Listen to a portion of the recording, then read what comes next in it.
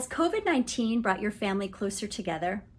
Well, I don't know about you, but my family has grown closer during this quarantine. Spending time together has been our number one benefit, not to mention stress reduction from not having to be everywhere every day. My kids want to be home with me and I them. And while they do miss their friends, I get to be fun mom, adventure mom, trampoline star mom.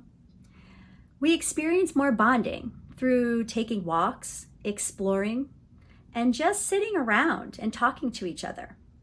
We've done activities like yoga, making tasty treats in the kitchen, and learning fun new TikTok dances. Let's not forget about all the money that I've been saving by not having to pay for outside activities. My girls have gotten really creative in the house and made rubber glove families and have learned to play with each other in all new ways.